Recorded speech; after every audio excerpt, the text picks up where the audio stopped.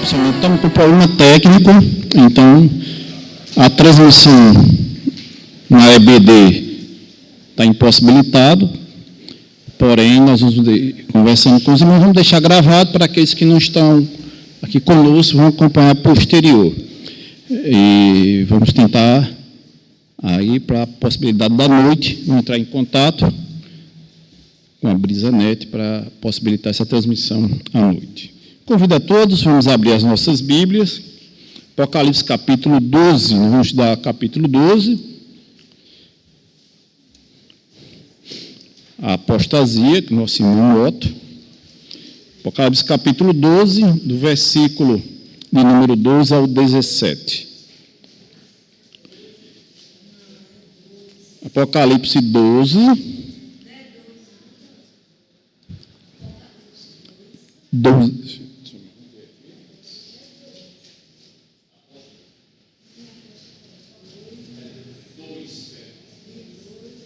Perdão, corrigem 2, do 12 ao 17. Obrigado, Geraldo.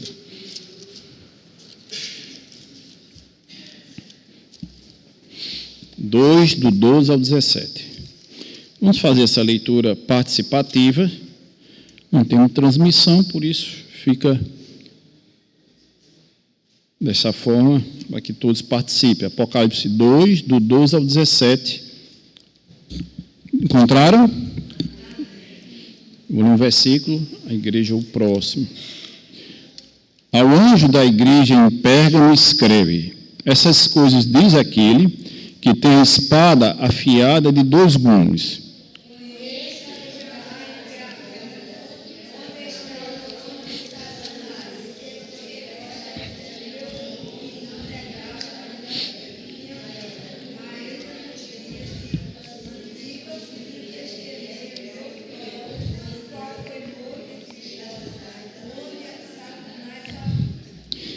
Tenho, todavia, contra ti algumas coisas, pois que tens aí o que sustenta a doutrina de Balaão, o qual ensinava a Balaque a armar ciladas dentro dos filhos de Israel para comer coisas sacrificadas aos ídolos e praticarem a prostituição.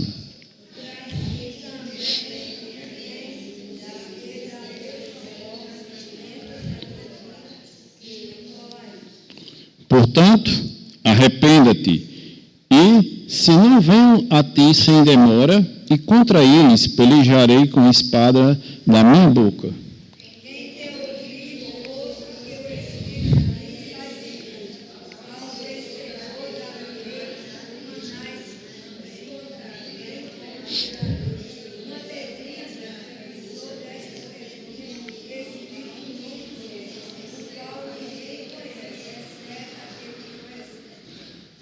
Bem, nós vamos fazer esse momento de oração e nosso irmão Paulino fazer esse momento de oração.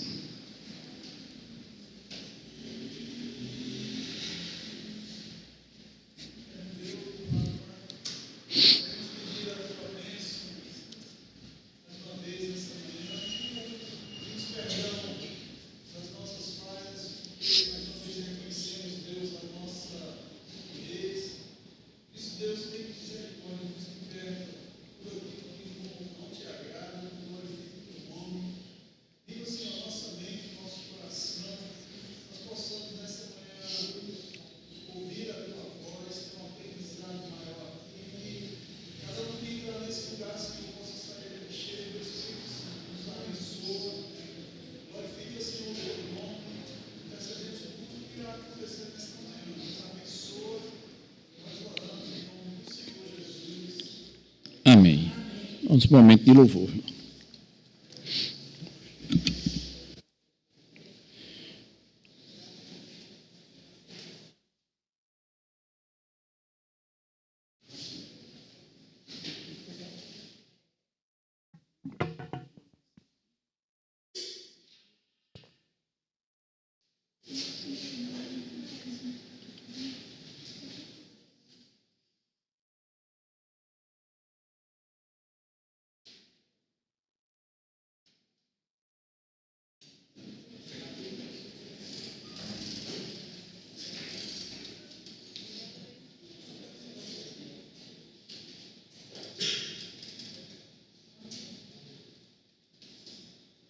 Bom dia mais uma vez, graça e paz, amados irmãos.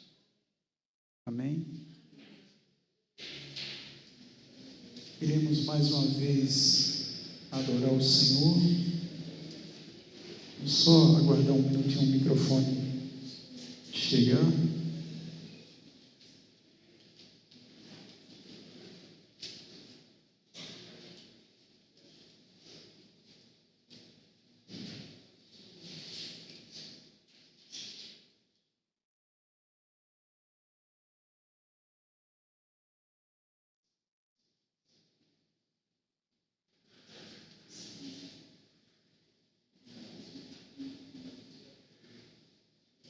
Vamos adorar o Senhor. Achei um bom amigo, Jesus, o Salvador.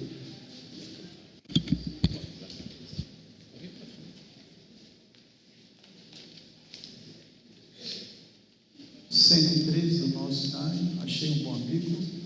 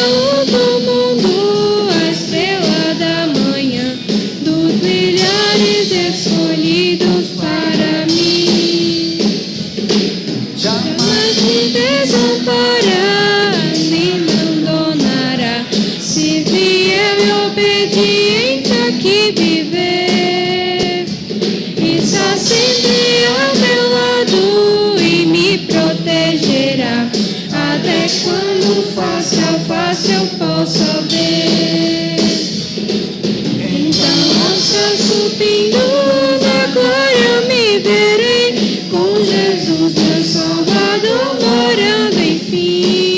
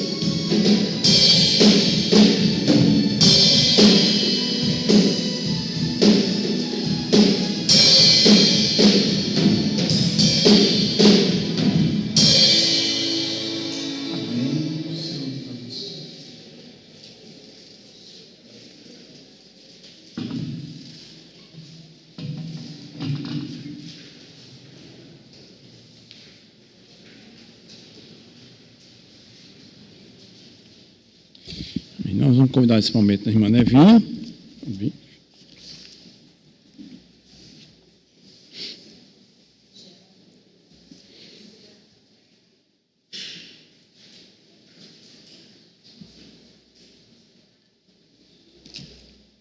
A paz e a graça do Senhor Jesus seja com todos nós. Irmãs, estamos aqui para festejarmos os aniversariantes, né? Mas, em especial, um aniversariante que foi fundadora da nossa igreja. Alguém sabe? Pronto, ela mesma. Viu? Pode vir até aqui, irmã Janete. Em Jó 12:12 diz assim: está a sabedoria com os idosos? Será que a longevidade traz o entendimento? Então, essa palavra é para a irmã Janete, uma querida irmã, né? Viu? Aqui uma lembrancinha da sua meditação. Ela gosta muito de ler ainda, gente. Então, na consciência cristã, eu já sabia do aniversário dela e separei essa aqui. Não é porque eu tenho que presentear todo mundo, mas ela é em especial aqui. Para a minha vida cristã também, viu? Deus abençoe. Geralda vai orar. Orando. Aniversariante da semana, nós tivemos muitos. Quem aniversariou essa semana? Um mês. Um mês. É só essa semana tivemos bem 5. Osania, é isso? Osania, Caliene, Davares, quem mais? Mateus, por gentileza, pede por favor, ele vai fazer a oração por todos.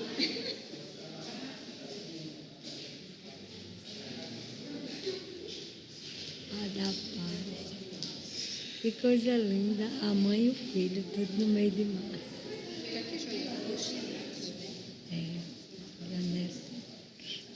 Uma querida Hannah também. Você vem para cá, senão você não vai ver na porta. Oremos. Senhor nosso Deus e Pai, aqui nós estamos, Pai, na Tua casa, mais um domingo para aprender de Ti. E muito alegre está a Tua igreja. Estamos todos nós muito alegres por mais um ano de vida que Tu concedeste aos Teus filhos.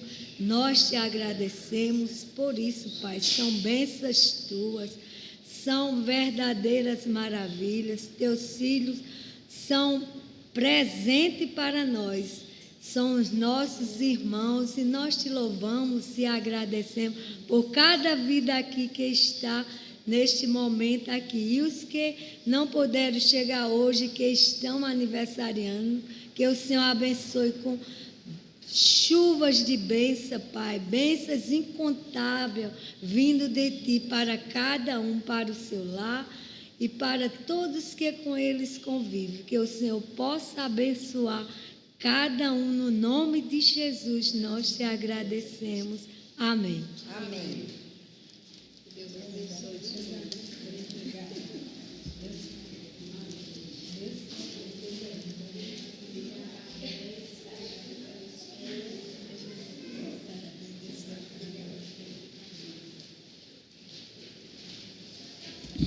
Deus abençoe a todos os irmãos que, membros da nossa igreja, são importantes e todo o desempenho, todo o trabalho, desde a pessoa que tem a melhor idade, né, até a menor. Tivemos hoje aqui a representatividade de toda a igreja, gente. Tivemos representado de hoje, da menor até a maior. Deus abençoe por toda essa passagem de idade de todos os irmãos. Nós vamos estar estudando na escola dominical. O Simão Otto vai estar aqui. O departamento infantil já pode se deslocar. Mocidade juntos. Estamos aí a 9h28. Então, 10h30, nós vamos estar encerrando essa escola dominical. Que Deus nos abençoe, capacite os professores, os alunos, à medida do estudo desta manhã.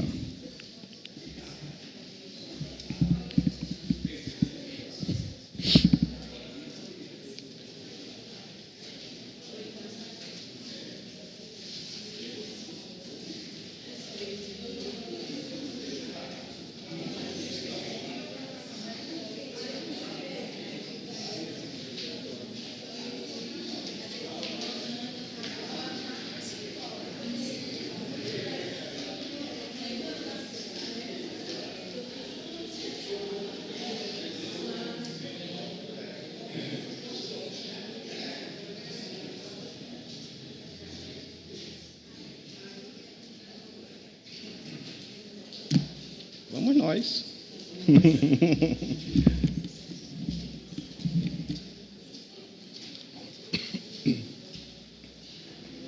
Mais para cá. Bom dia, graça e paz a todos. Vamos à nossa lição 12 da revista A Igreja de Pérgamo, o perigo da apostasia. O presbítero Jorge já leu o texto base, Apocalipse 2, de 12 a 17, a carta à igreja de Pérgamo. E nós vamos seguir a nossa lição. Nós temos uma lição, como sempre, com tópicos, são 3 tópicos para nós refletirmos. O primeiro é a advertência quanto ao juízo divino, o segundo, a oferta de livramento do juízo divino, e o terceiro, a garantia de vitória aos que guardam a palavra do Senhor. Então, vamos seguir o texto e nos basear na Bíblia. Tem muitas citações bíblicas para que nós possamos acompanhar junto com o texto e entender o embasamento. E vamos ver sobre o perigo da apostasia. Se eu estivesse estudando esse texto em casa, a primeira coisa que eu faria é me perguntar o que é apostasia. Nós começamos com um título grande, o perigo da apostasia. E não há problema algum em ir a um dicionário, se você não sabe o significado da palavra, para descobrir o que é apostasia. A gente tanto fala nisso, que é um apóstata, ou que falou uma apostasia, ou às vezes diz é uma heresia, mas aqui nós estamos falando de apostasia. E um dicionário simples pode nos dizer, de uma forma até redundante, que é a ação de apostatar, mas aí não nos explica o que é. Se nós formos para o significado religioso, apostasia é o abandono público da fé da igreja a que se pertence. Abandono público da fé da igreja a que se pertence. Então, quando alguém disser que está apostatando ou fazendo apostasia, na verdade, está abandonando a fé da igreja a que pertence. E nós pertencemos à igreja de Cristo. Então, todas as vezes que nós abandonamos a fé dessa igreja, as suas doutrinas, as suas boas práticas, e se formos bem a fundo a Bíblia, nós estamos apostatando. Isso é apostasia. E a igreja de Pérgamo, ela é uma igreja falada com esse perigo da apostasia, porque nós temos que começar com o texto. Aqui nós temos um comentarista nos dizendo: essa igreja se adaptou ao mundo, como se hoje nós não tivéssemos igrejas que se adaptam ao mundo, que dizem, mas a palavra de Deus é antiga, nós podemos pegar o que lá está e simplesmente adaptar ao que está acontecendo, porque é um livro de mais de 1.500 anos e o mundo evoluiu. Mas nós sabemos que a palavra de Deus não precisa evoluir. Assim como Deus, ela não melhora ou piora, ela sempre será a mesma. E ela se adaptou ao mundo, começou a desfrutar de confortos e participar de seus vícios. Mas aí ela começou a perder em espiritualidade. Aqueles que são amigos do mundo acabam sendo inimigos de Deus. E nós sabemos disso, e a igreja de Pérgamo tinha esse problema, e nós temos esse problema nas nossas igrejas. Nós mesmos, que nos dizemos cristãos, nós nos aproximamos muito do mundo. Essa igreja, ela foi poupada de perseguições que eram movidas pelos romanos e pelos judeus na época contra os cristãos. Mesmo assim, o texto faz uma menção no versículo 13 a Antipas, minha testemunha, meu fiel, o qual foi morto entre vós. Essa cidade era uma das mais ilustres da Ásia. Era assim que Plínio a chamava. As principais estradas da Ásia Ocidental passavam por Pérgamo. Então, nós podemos imaginar Pérgamo como uma grande cidade, que todas as estradas que iam para o Ocidente, por lá passavam. Então, era uma cidade importantíssima perante o mundo. E ela era famosa pelo culto aos imperadores. Os romanos tinham o Ave César, ou Salve César, e consideravam o imperador, não porque o nome dele era César, mas como um deus. Por isso eles diziam Ave César a qualquer imperador, e tinham que adorá-lo como adorava-se a um deus. E essas cidades dominadas pelos romanos assim o faziam. Elas acabavam cultuando não só o imperador, como os deuses que o Império Romano impunha que eles cultuassem. Alguns cultos pagãos relacionados com deuses gregos também eram executados lá. Nós temos a entidade chamada de Zeus, nós temos Atenas, nós temos Dionísio, Asclépio, que são todos deuses da mitologia grega, que eram adorados.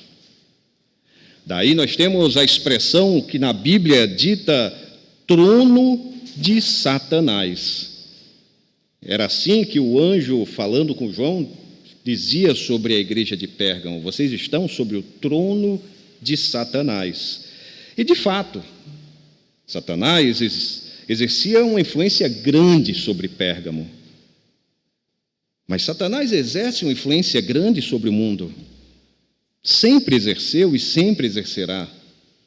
Nós, se fizermos apostasia, se apostatamos, se nos afastamos de Cristo, nós facilmente caímos nas armadilhas do diabo. É muito simples ir para o mundo e achar que a ética e o caráter, mas sem Cristo, são suficientes para sustentar um ser humano, o que não é verdade. Nunca acreditem que o diabo aparecerá como uma figura de chifres, com pernas de bode, cuspindo fogo, assustador. Muito pelo contrário. O diabo será uma figura adorável, que falará coisas maravilhosas a todos, que terá seguidores, aliás, que tem seguidores, que se veste bem, que tem bom cheiro, que ajuda, mas que não acredita em Deus. Não do nosso modo, porque a Bíblia nos diz que, inclusive, o diabo crê que Deus existe, mas ele quer a glória de Deus para si. E assim ele tem nos enganado desde o início dos séculos. E assim, em Pérgamo, temos o trono de Satanás, que não é diferente de hoje. Nós estamos vivendo em um mundo, e sempre viveremos em um mundo, que se pararmos para analisar friamente, nós veremos que nada mais é que o trono de Satanás. Nós temos cristãos que usam a Bíblia para atacar uns aos outros. Nós temos pessoas que vivem impiamente, como se não importasse o que lessem, se não importassem o que orassem. Nós temos pessoas que creem que basta orar, ler a Bíblia, vir à igreja e tudo acontecerá como em um passe de mágica, o que não é verdade. E essa igreja estava em um ambiente pesado. Nós estamos em um ambiente pesado. Basta sairmos ali daquelas portas e nós vemos como o mundo nos trata e como nós muitas vezes tratamos a nós mesmos e aqueles que são do mundo. Um lugar de maldade, provações e influência pagã. Ora, nós acabamos de passar por uma festa que tem uma influência pagã fantástica, que é o Carnaval. E muitos cristãos dizem, não há problema no Carnaval. De fato, não há. Assim como não há problema numa arma, o problema está em nós.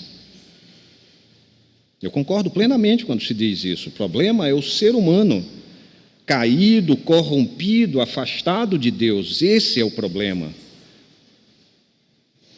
Bebida alcoólica, carnaval, drogas, assassinatos, tudo isso está escrito como errado na palavra de Deus, mas muitas pessoas relativizam e dizem, não, mas está tudo bem, existem situações em que... E não é bem assim.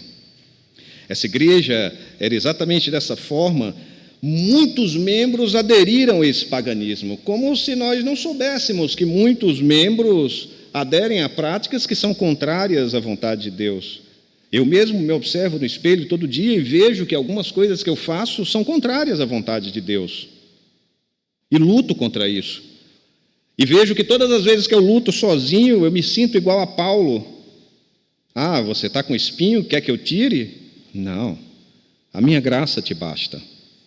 Esse espinho vai te atormentar até o fim da tua vida. E é a minha graça que te basta. É isso que você tem que entender.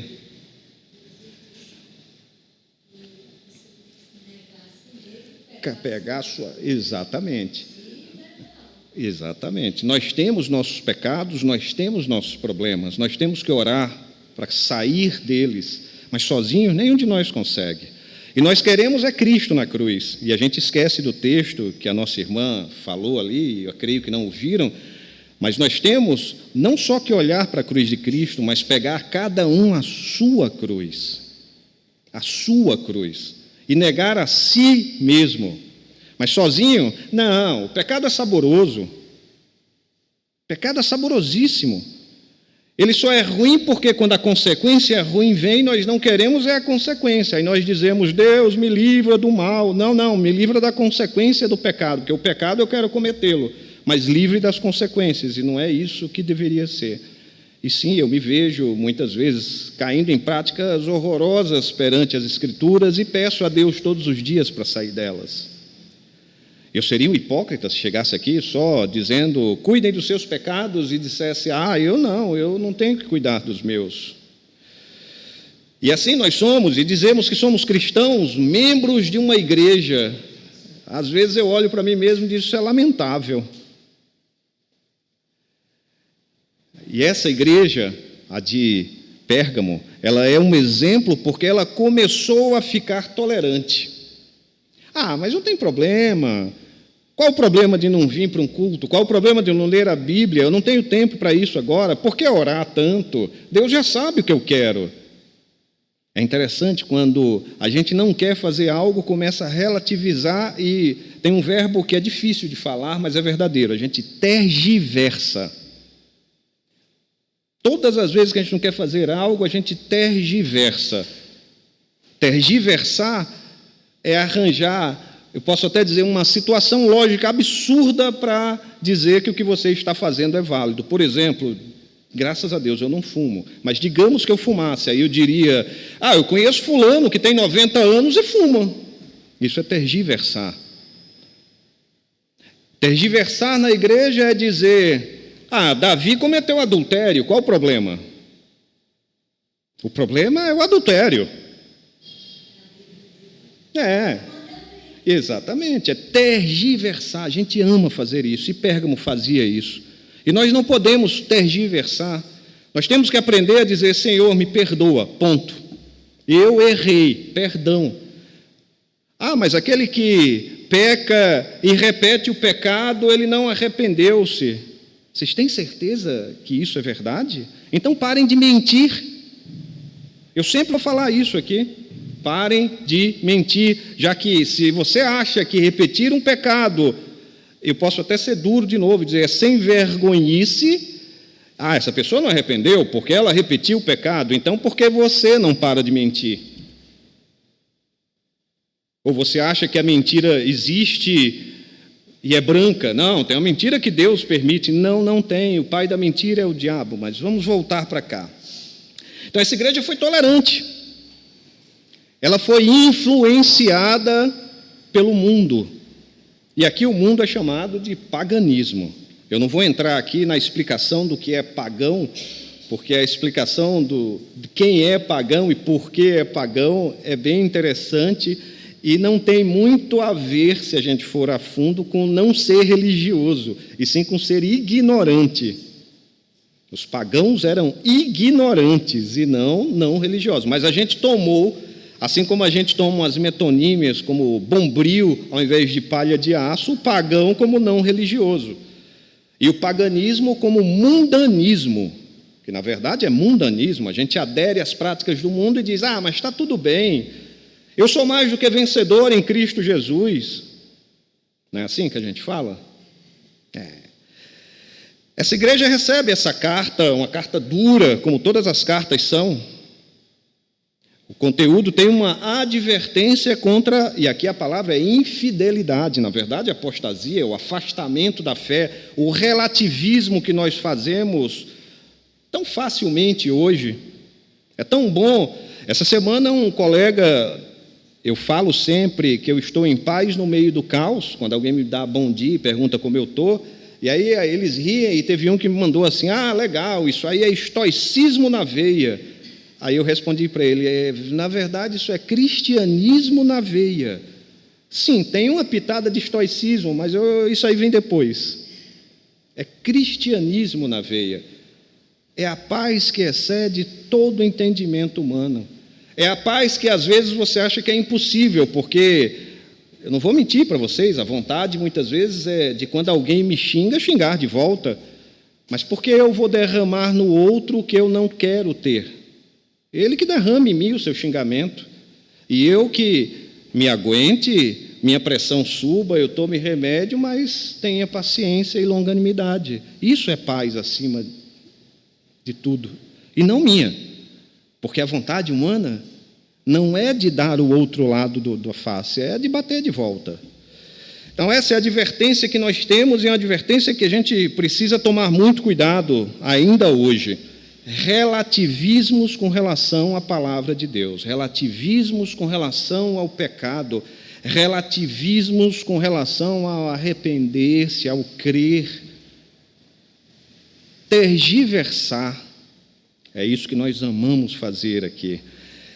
E temos que tomar cuidado, nós temos aqui uma doutrina que se chama perseverança dos santos. E ela é interessante, é verdadeira. Uma vez a salvação dada a um eleito, ela jamais pode ser retirada. Até porque não faz sentido perder aquilo que não é meu, que não me foi dado por mérito algum.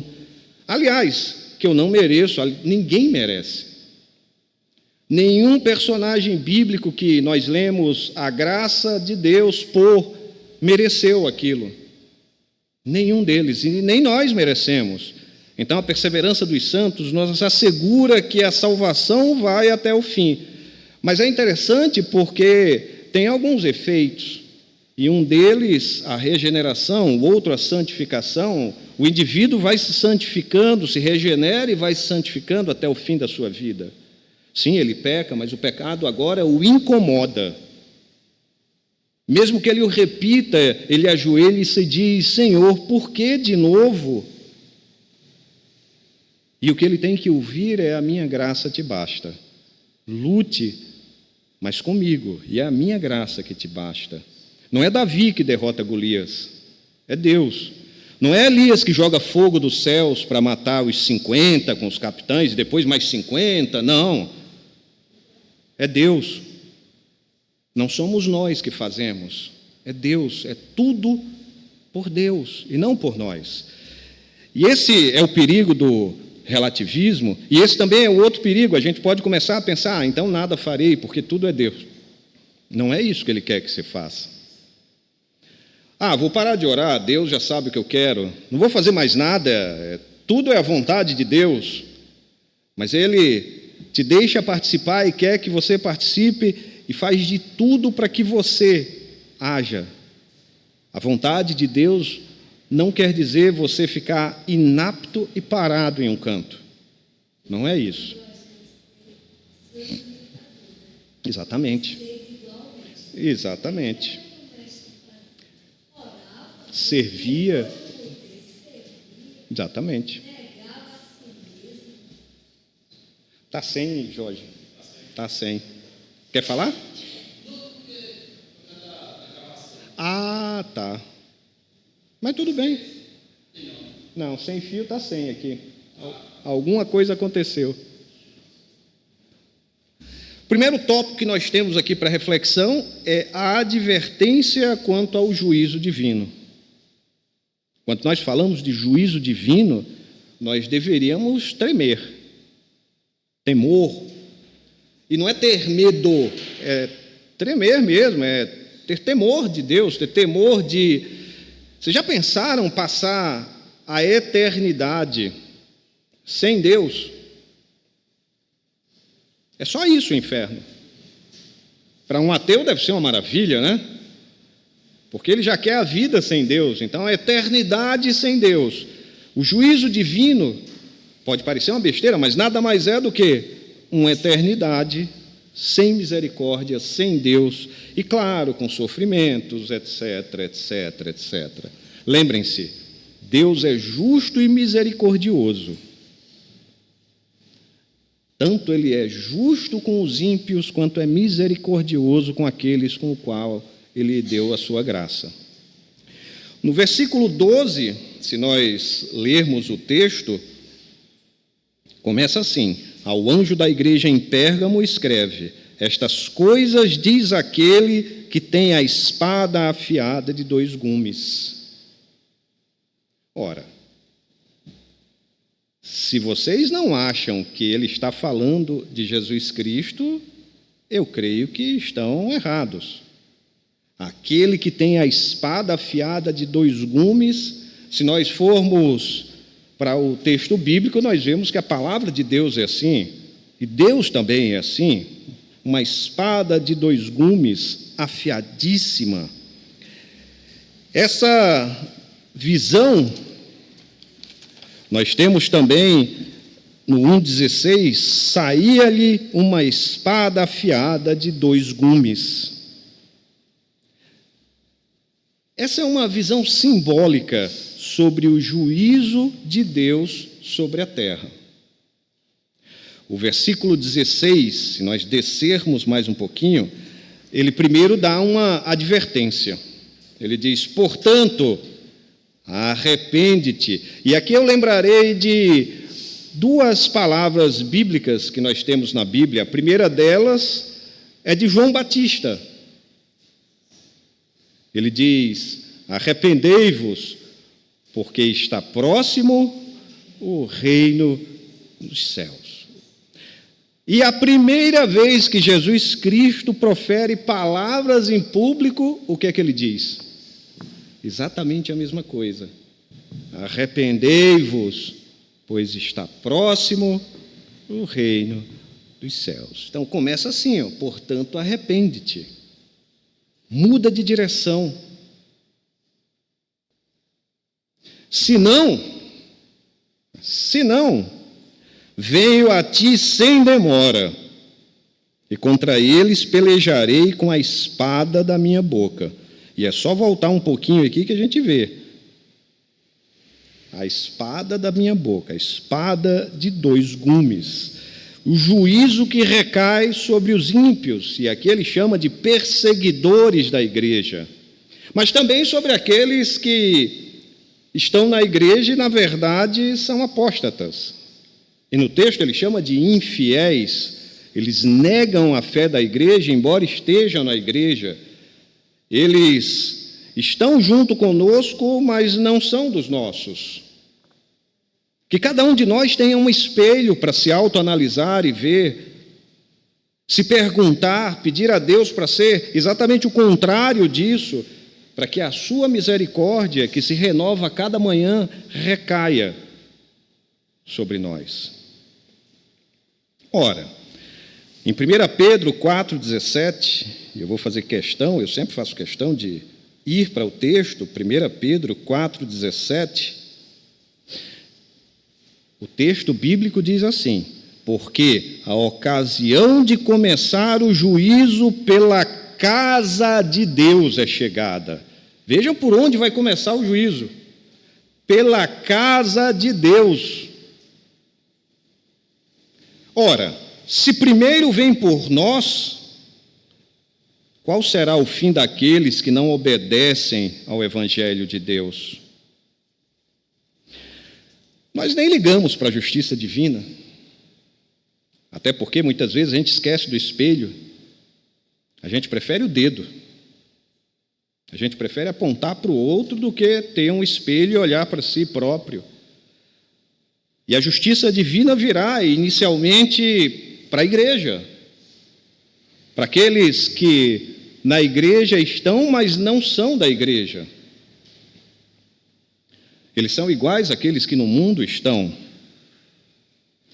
É muito legal, é muito bom falar que Deus é amor, Deus é misericórdia, o Senhor salva a todos, não é assim?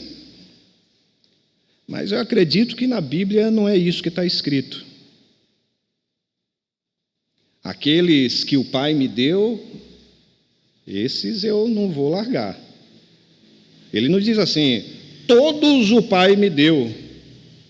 Afinal, se todos estão salvos, então por que a Bíblia fala de um juízo aos ímpios?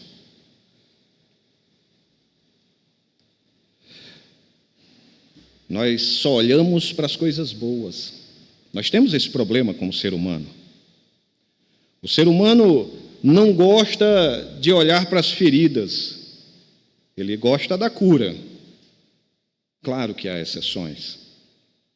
O ser humano não gosta da dor, ele gosta da dor sendo cessada. O ser humano não gosta de espinho na carne, ele gosta do grande médico. O ser humano não gosta da consequência do pecado, mas ele gosta do pecado. Infelizmente, o ser humano ama o pecado. Eu nunca vou cansar de dizer que em um lugar, posso dizer 3 vezes, assim como a atribuição, a Trindade, santo, santo, santo. Nós estávamos em comunhão perfeita com Deus e preferimos escutar e comungar com o diabo. Nós amamos o pecado. E sozinhos é isso que acontece sempre. A gente ama o pecado, ele é saborosíssimo, mas a gente odeia as consequências e pede para sermos libertos das consequências do pecado. Eu posso citar diversos casos bíblicos disso, como, por exemplo, Davi, quando comete adultério e engravida. E aí ele ora para que o menino, jejua, ora para que o menino não seja morto. Então, a consequência do pecado. Mas Deus diz, olha, essa criança, infelizmente, não. A gente não quer a consequência. Mas, vejam só o que diz aqui, Naum 1, de 1 a 3. O Senhor é Deus zeloso e vingador. O Senhor é vingador e cheio de ira. Muito cuidado quando escutarem a ira de Deus, porque parece um contrassenso, não parece? Um ser santo, santo, santo, com um sentimento mau humano, como a ira. Mas, na verdade, quando a Bíblia nos diz a ira de Deus, está se referindo à justiça de Deus com relação ao pecado. Deus abomina tanto o pecado que, por um simples pecado, nós fomos expulsos do paraíso. Essa é a ira. O Senhor é tardio em irar-se, mas grande em poder e jamais inocenta o culpado. Só em ler esse texto nós vemos que há culpados. Infelizmente, há pessoas que não creem no Evangelho, infelizmente, há pessoas, assim como aquelas no dilúvio, que perecerão, como aquelas pereceram nas águas do dilúvio.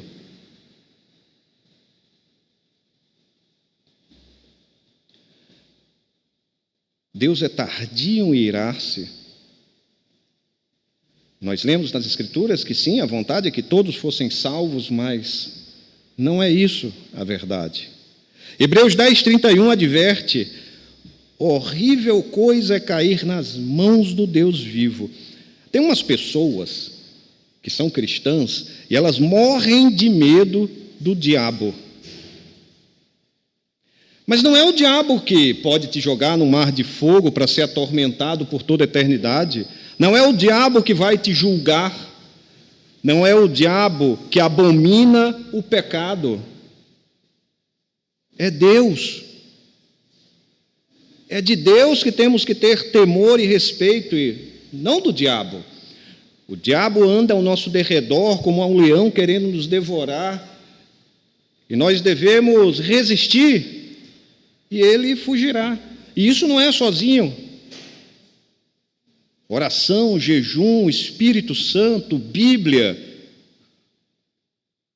Vocês acham que Adão e Eva não tinham comunhão perfeita com Deus? E mesmo assim foram dobrados por Satanás? Quem nós achamos que somos, se não nos fortificarmos, como Hebreus diz?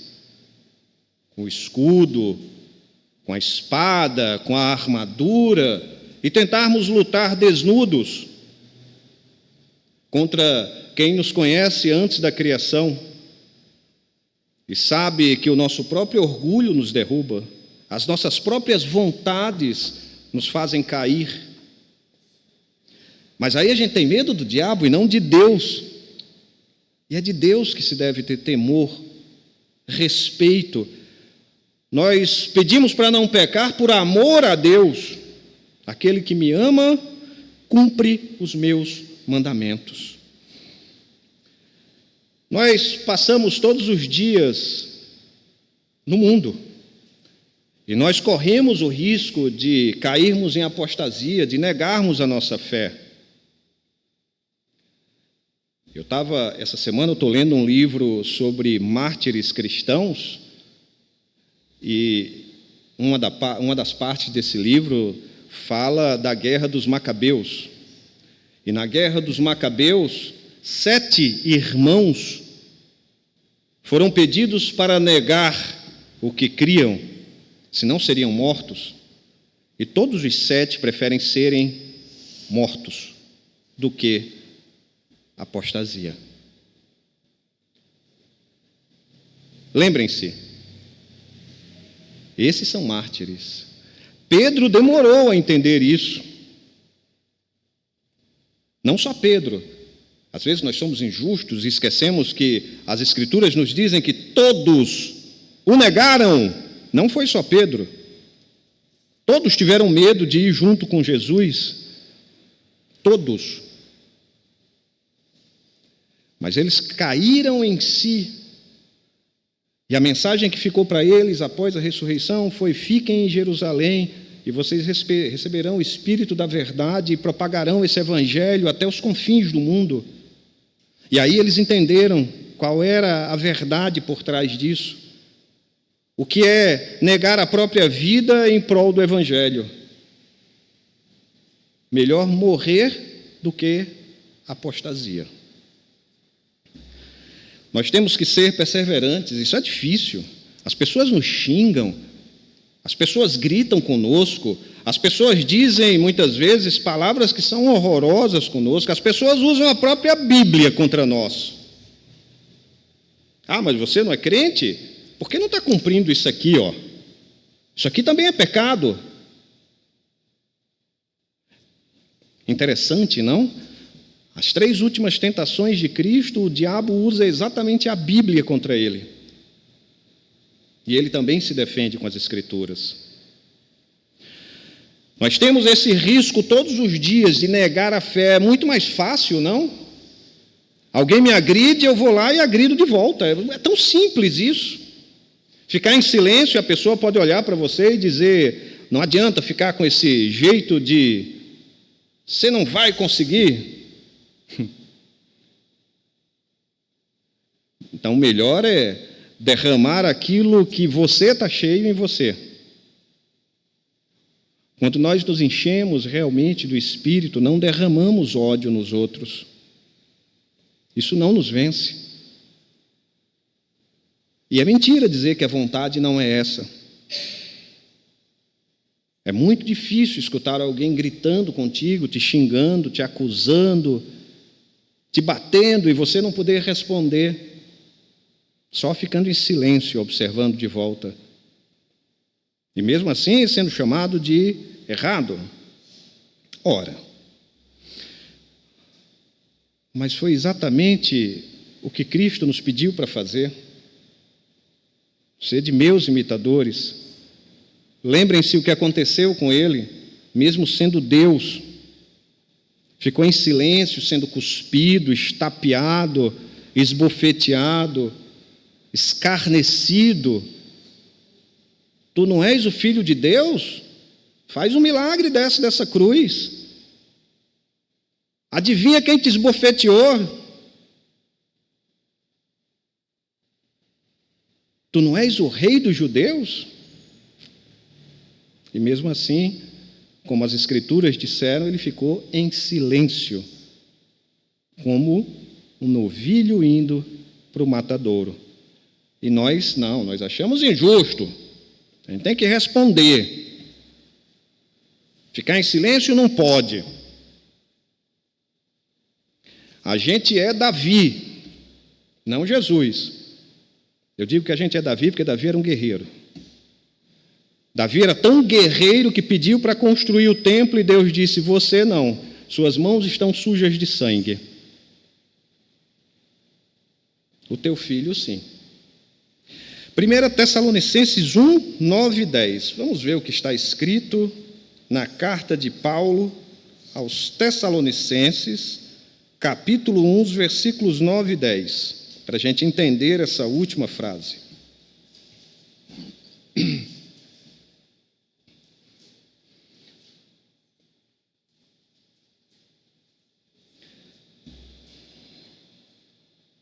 Vejam só.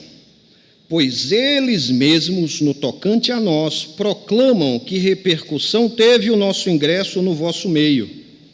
E como deixando os ídolos, vos convertestes a Deus, para servirdes o Deus vivo e verdadeiro.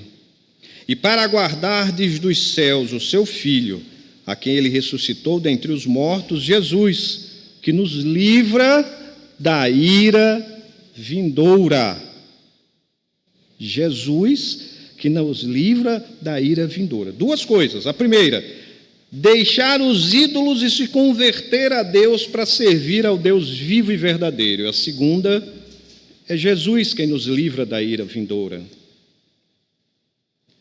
E com isso a gente chega ao fim dessa advertência quanto ao juízo divino e vamos para a oferta de livramento do juízo divino. Então nós vemos no versículo 16 de Apocalipse 2, que está escrito, novamente, portanto, arrepende-te. Isso é importantíssimo. Portanto, arrepende-te. E se não, venho a ti sem demora, e contra eles pelejarei com a espada da minha boca. Ora, nós temos uma vida finita dada por Deus, e nós temos que aproveitar o tempo dessa vida para nos arrependermos de todo o mal que cometemos, cometeremos e ainda estamos cometendo. É um ato contínuo o arrependimento. Alguns teólogos antigos acreditavam que no momento da conversão você alcançava a santificação absoluta. Isso não é verdade. A santificação absoluta somente Cristo na terra como homem conseguiu. Nós pecaremos e nos arrependeremos e mudaremos até o fim das nossas vidas. E quanto mais sozinhos estivermos, mais nós pecaremos. Quanto menos alimento espiritual, mais carne nos alimentará. É assim que o ser humano funciona. E as pessoas gostam de dizer, cuidado, arrependimento não é simplesmente remorso, não é simplesmente ficar comovido, não é ficar triste com o que aconteceu. Arrepender-se é, de fato, tentar de todas as formas, com todas as forças, largar aquela prática. E eu continuo desafiando e me desafiando a largar a mesma prática. Paremos de mentir, então. Nós lutamos contra o pecado até o fim das nossas vidas e temos que nos arrepender. Temos que mudar de vida. Sozinhos isso é impossível. Apenas aqueles que têm o Espírito conseguem essa mudança de vida. E mesmo aqueles que têm o Espírito podem adormecê-lo. Paulo nos alerta bem, 1 Tessalonicenses 5,19, não adormecei o Espírito. E também não ache que porque está cheio do Espírito, como em Atos 2, nada vai te acontecer. Provérbios 16 também diz que a soberba precede a ruína, a queda. Provérbios 28, 13. O que encobre as suas transgressões jamais prosperará, mas o que as confessa e deixa alcançará a misericórdia. Confesse a Deus as suas transgressões. Lembre-se, Mesmo aqueles pecados que ninguém vê, Deus vê. Tudo Deus vê. Confesse a Deus e ele será perdoado. E você se arrepende. Nossa vida voa muito rápido. Tenho certeza que todos aqui, e eu vejo que todos têm uma idade assim, bem avançada, lembram de suas adolescências, de suas infâncias, e muitas vezes já pararam e pensaram, como passou rápido. Ontem eu tinha 30, 20, 15, hoje eu tenho 52. E vai passar muito mais rápido. E as oportunidades para nos arrependermos, elas vão ficando minguantes à medida que a vida vai finalizando. E quando vamos embora, não sabemos. E eu digo, graças a Deus não sabemos. Se soubéssemos, nós morreríamos até antes, pela ansiedade humana. Deus dá, Deus tira a vida no momento que lhe é oportuno. O Salmo 95 tem um apelo forte. Hoje, se ouvirdes a sua voz, não endureçais o coração. E é interessante quando a gente diz assim, mas eu sou cristão, eu leio a Bíblia, eu oro, meu coração não está duro, não endurece. Vou repetir, então para de mentir. Para de mentir. É a única coisa que eu tenho a dizer. Porque a própria Escritura diz que aquele que acha que não peca é um mentiroso. Então para de mentir. Agora vocês estão entendendo porque eu estou falando da mentira. E por outro motivo, o pai da mentira é o diabo.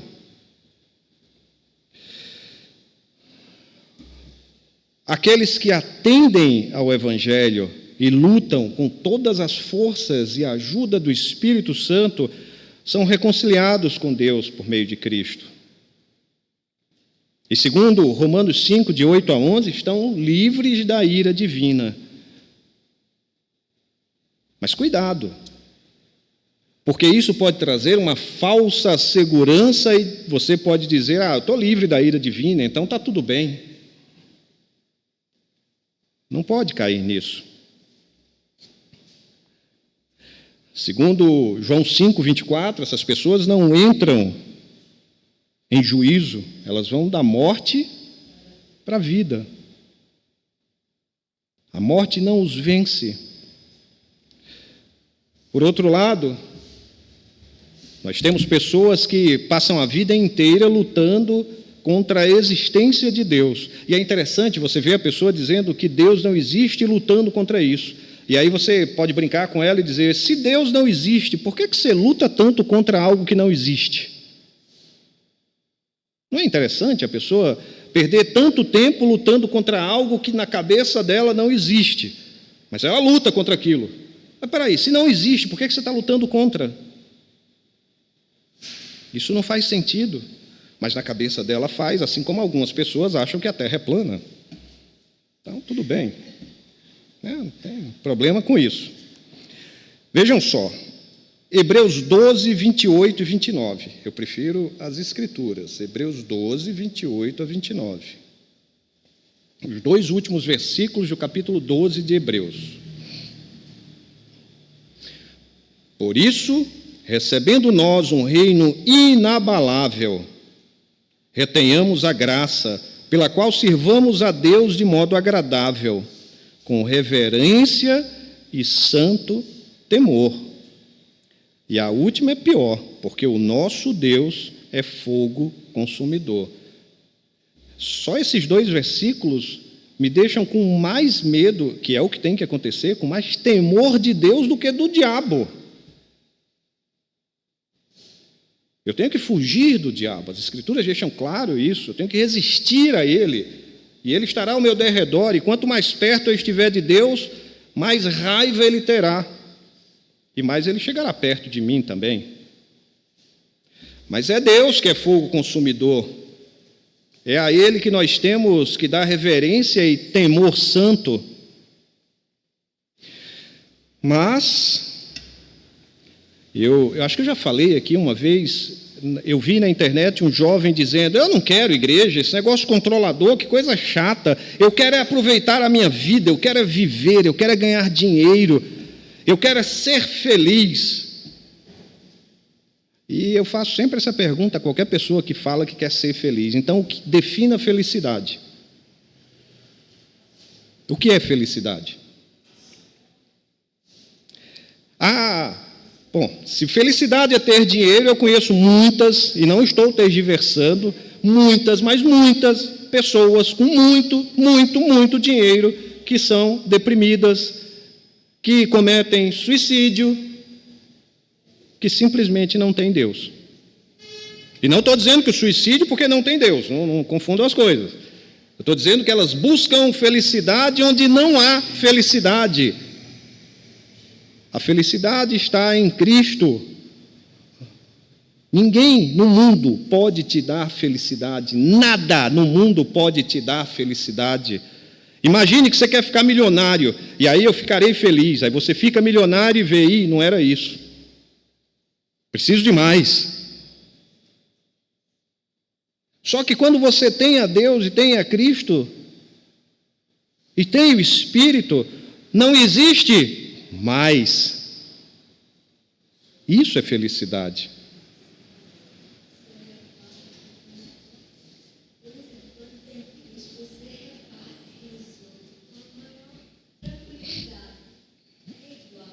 Isso. E você se vê menor que o outro. Você não se vê superior ao outro, é ao contrário, e você quer ajudar o outro, mesmo o outro sendo extremamente egoísta, arrogante, aproveitador, mesmo assim você quer ajudar. Isso é felicidade. Agora, se eu falar isso para esse rapaz que está no mundo, ele vai dizer: você é doido. E sim, o evangelho é loucura para muitos. É loucura. Querem loucura maior do que alguém pedir para eu carregar uma mala pesadíssima por 1 milha e eu carregá-la por 3? Querem loucura maior do que alguém me bater e eu simplesmente dar outra face para ele bater novamente? Querem loucura maior do que eu ser colocado em julgamento e dizer: tudo bem, não importa. Ah, mas é injusto. Nós somos injustos com Deus. Você quer justiça para você? De homens? E assim nós vemos a oferta de livramento. Cristo, o Espírito, Deus. É isso que nos livra do juízo divino. E o terceiro, a garantia de vitória aos que guardam a palavra do Senhor. Versículo 17 de Apocalipse 2. Apocalipse 2, 17. Tem várias citações nesse último trecho.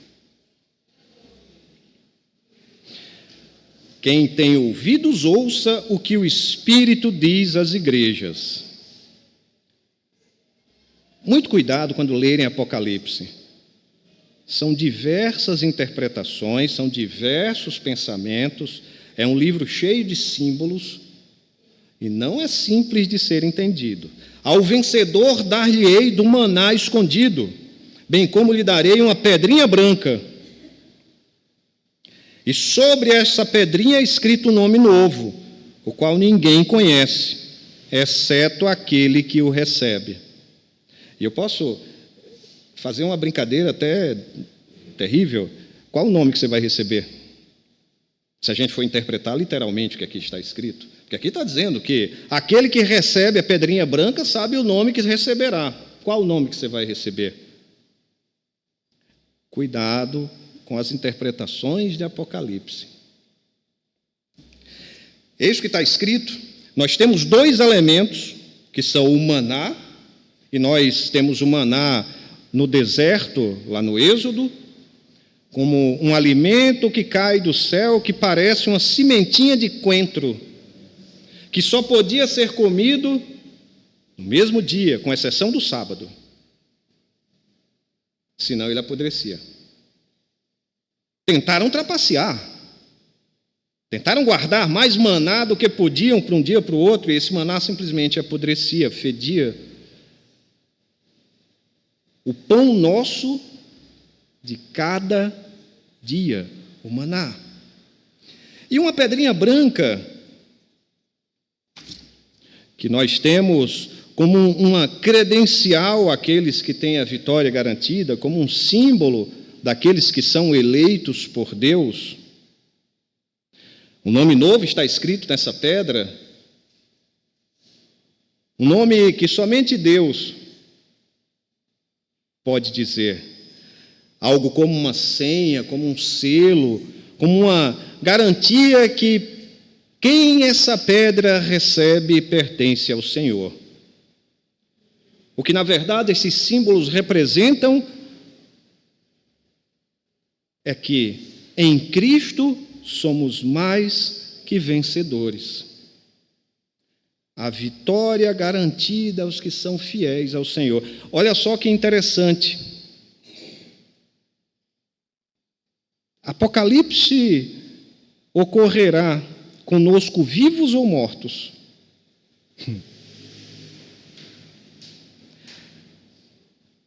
A grande probabilidade que nós estejamos mortos. A vitória vem após a morte, a vitória sobre a morte. Você tem essa fé realmente? E agora eu posso voltar para todos os mártires e pensar, se alguém põe uma arma na sua cabeça e diz, é bem simples, tudo que eu quero que você diga aqui é Alá Akbar. Só isso. Mais nada. Negue que você é cristão e adore a Alá, o único Deus, e a Maomé, um profeta. E eu salvo a sua vida. Será que você teria coragem de realmente morrer? Pode falar, minha irmã. Sim.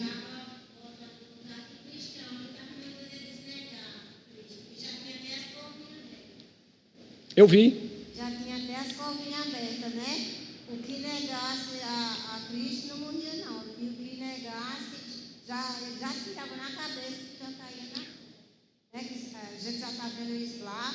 Pode chegar aqui em qualquer outra questão, né? Jihad, o nome disso. Jihad.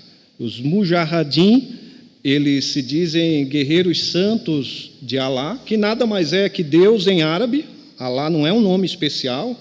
Alá é a palavra Deus em árabe.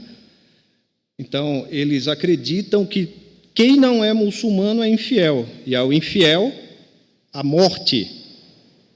Cristãos são infiéis. Morte. Negue Cristo, que para eles é um profeta no Corão, e está tudo bem. Você tem essa coragem? Se não negar, sua cova já está ali, pronta. Pode falar, Jorge. O microfone. Sim, senhor. Essa colocação sobre Alá, porque os islâmicos assim definem, se a gente não tiver uma percepção muito cuidadosa, faz a seguinte colocação: Alá é Deus. É Deus, e realmente é pela terminologia da palavra Alá, que é árabe. Entretanto, Deus, quando a gente vai buscar, Javé ou Yavé, eles insistem que essa nomenclatura é a mesma. Qual a diferença? É bem simples e não tem nem muita teologicamente. O Alá é vingador. Isso. O Alá, eles matam em nome de Alá. Aí eu pergunto, os cristãos matam em nome de Deus? Bem simples. É bem simples. Né? Porque vai dizer, o jihad. Ele vai, eu conheço essa discussão, ele vai puxar o Antigo Testamento, né, para dizer, em nome de Deus também já se matou muita gente. Exatamente. Né? Eu conheço a discussão. A nomenclatura que se trata Sim. daquela perspectiva não é um Sim. Deus que está se vingando, mas é um Deus que está exercendo justiça. É por isso que o Deus é justo e o Alá é vingador. Exatamente. Aí não está Boa colocação. Boa colocação. Mas é que mesmo em você que é descendente de árabe, mesmo o cristão, quando ele fala árabe, ele chama Deus Alá. Ele usa a palavra Alá, por isso a colocação. Mas muito bom, muito bom. Isso dá uma discussão bem bacana. Então, nós temos que tomar cuidado e temos que saber que essa pedrinha, esse maná, é para aqueles que são fiéis ao Senhor. Se coloca nessa situação com uma faca cega no pescoço, negue a Deus e está tudo bem, você vive. Ou morra. Tem os 7 irmãos lá da Guerra dos Macabeus, um inclusive perde todos os membros e é frito no óleo. E assim vão as atrocidades, até os 6 outros. Muitos morreram assim, jogados a leões, colocados em frente a touros, a vacas, assassinados, queimados para servir de iluminação a Roma.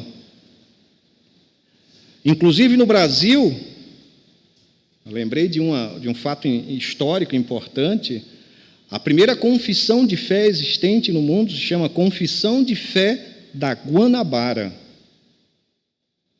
Os holandeses mandaram, inclusive, amigos de João Calvino aqui para o Brasil, e eles começaram a pregar a palavra de Deus. E por algum motivo inoportuno, eles foram presos e pedidos a explicar. Então, foram feitas perguntas e assim saiu a Confissão de Fé da Guanabara. E mesmo assim foram assassinados, exceto um que fugiu para a Bahia e depois foi capturado e assassinado. Nenhum deles negou a Deus. Mentira, teve um que negou. Um deles negou. A nossa preocupação deveria ser essa. Nosso maior presente, nossa maior felicidade é a graça. Não é essa vida, não são as coisas que a gente tem aqui. A gente muitas vezes esquece que um problema que você tem hoje, daqui a 100 anos, não vai valer de nada. As coisas que você tem hoje, daqui a 10 anos, não vão servir para nada. Você não sabe como sua saúde estará daqui a 5 anos. Você não sabe como será o dia de amanhã. É isso que a gente tem que ter felicidade, é nisso que a gente tinha que se alegrar. Não são seres humanos, não são objetos materiais, não é o dinheiro, é Deus. Mas isso é tão difícil para nós, seres humanos. Nós pecamos pelo nosso próprio desejo, essa que é a parte terrível da coisa, eu inclusive. 1 Coríntios 2,9. Vamos ver o que é que tem nesse texto. Estou já terminando, viu, Jorge? 1 Coríntios 2,9.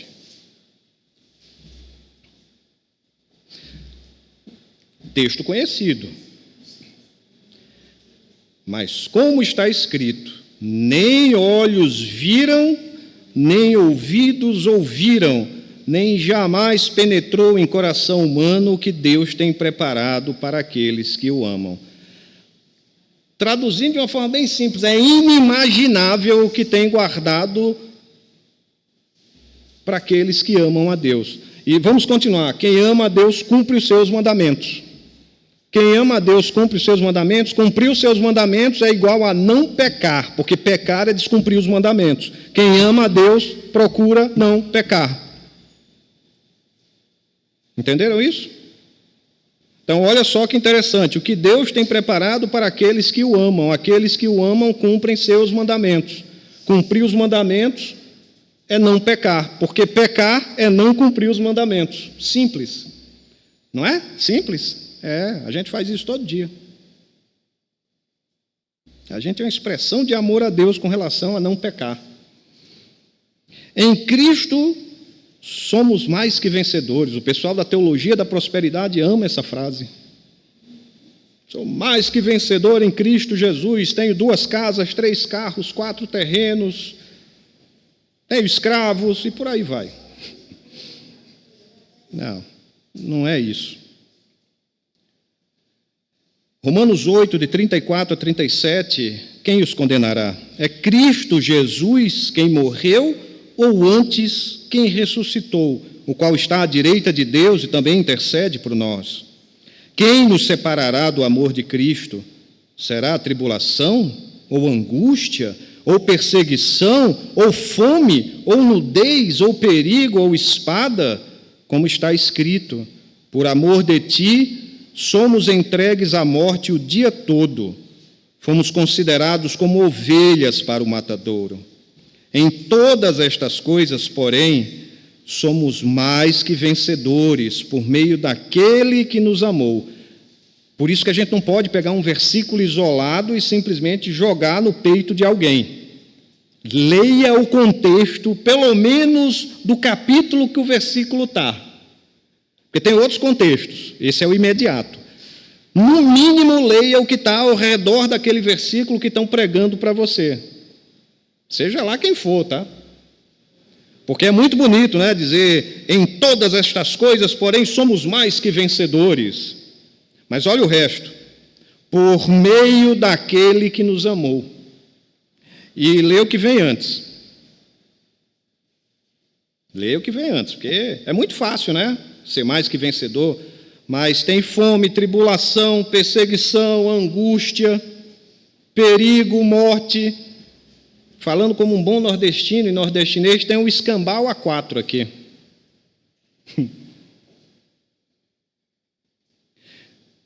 Então nós temos que resistir a essa história de apostasia que nós já sabemos que é negar a nossa fé.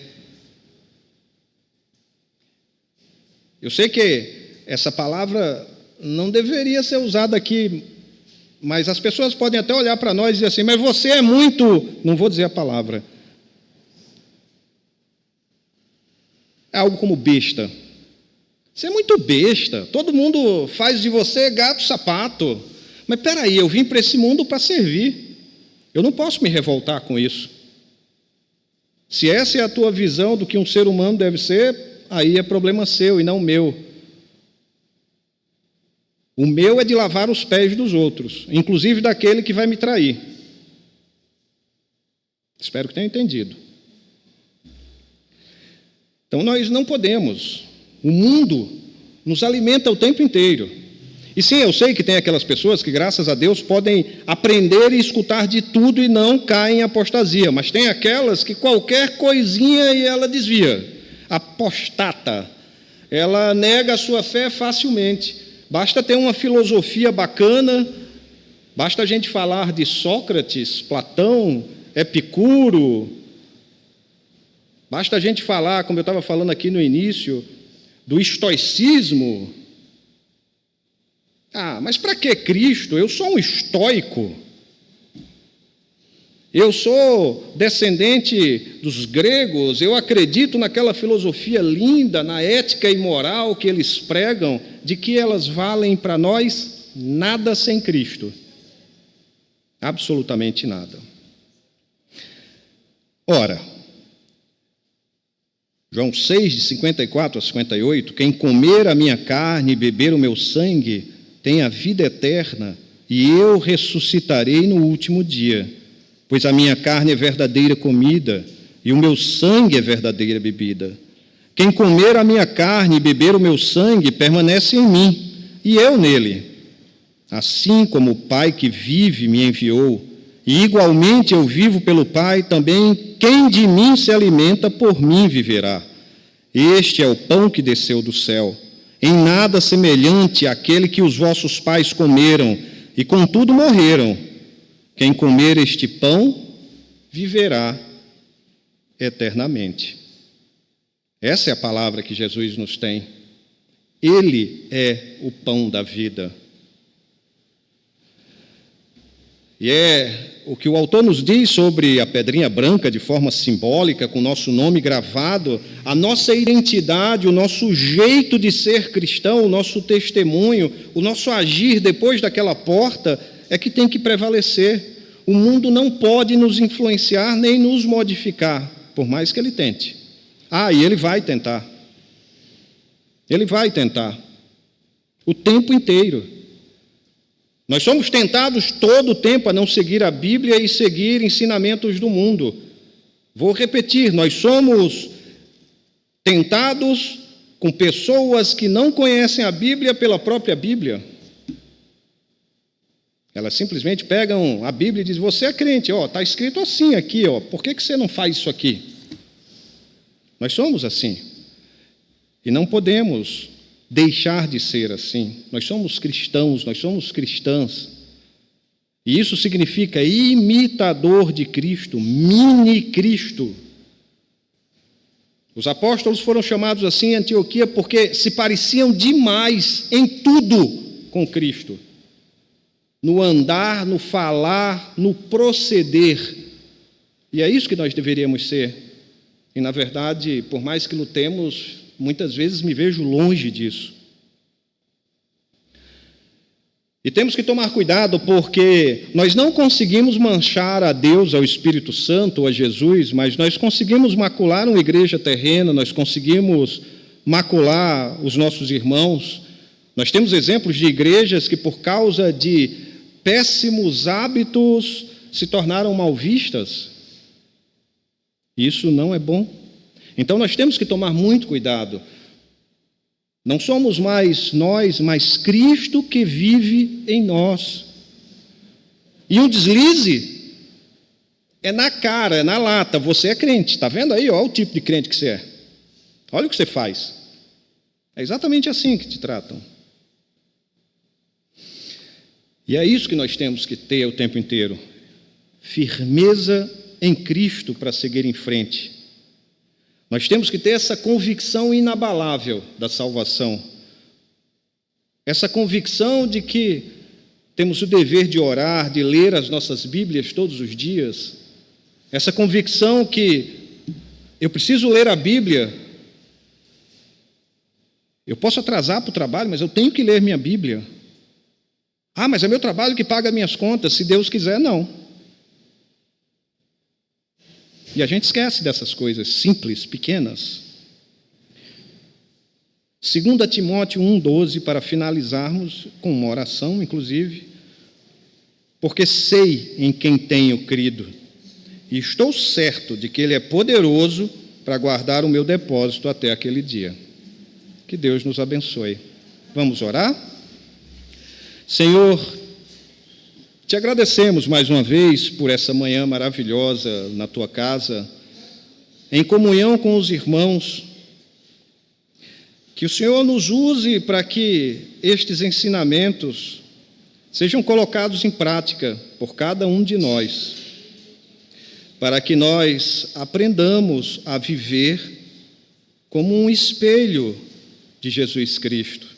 Através do Espírito Santo, o Consolador que Ele deixou conosco, e para a glória de Deus. Nós não podemos esquecer que tudo o que fazemos nessa terra, tudo, seja comer, seja beber, é para a glória de Deus. Perdoa os nossos pecados, nos abençoa em mais esse dia, que nós possamos ir para os nossos lares e abençoar todos aqueles que cheguem perto de nós, pois somos luz e sal na terra. É isso, Pai, em nome do Teu Filho amado Jesus. Amém. A palavra está com o presbítero Jorge.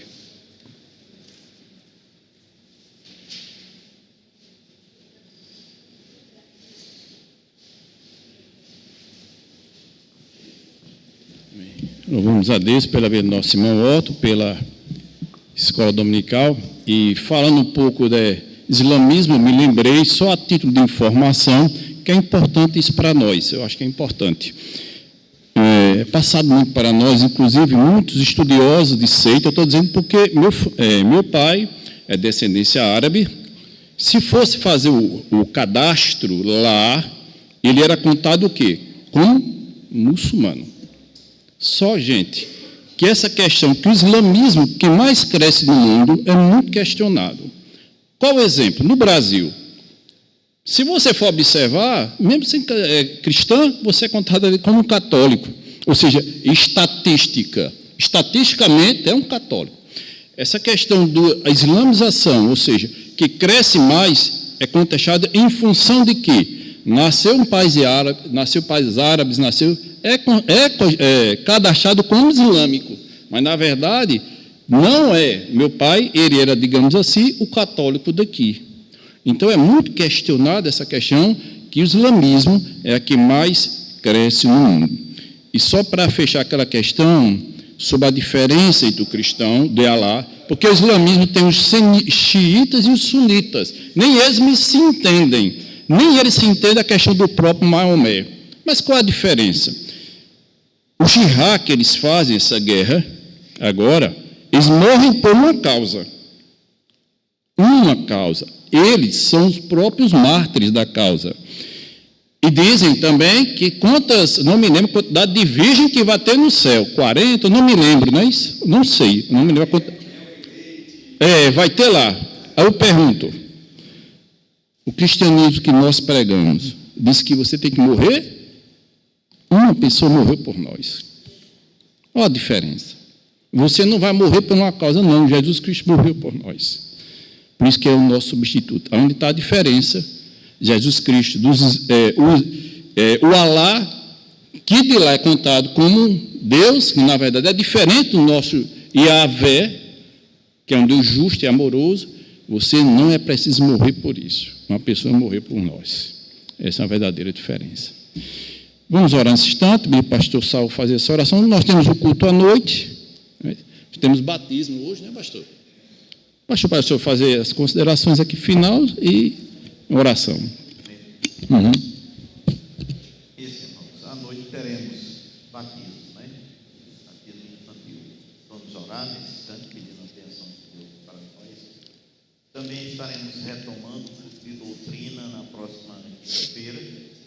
Vamos estar com um tema aqui tratando com os irmãos. Estivemos ausentes até agora em função de uma incumbência do presbitério que terminou. Vamos orar. Nosso Deus e Pai, nós te louvamos e agradecemos por tudo que tu já nos concedeste neste dia. Pedimos a tua bênção para nós agora quando regressamos aos nossos lares e que tu estejas conosco, que nos traga em paz para o culto ao mundo. E que a maravilhosa graça do nosso Senhor e Salvador Jesus Cristo, que o amor de Deus, nosso eterno Pai, que as bênçãos, o poder e as consolações do Divino Espírito Santo estejam convosco, irmãos, com todo o povo de Deus, agora e sempre. Amém. Amém. Amém.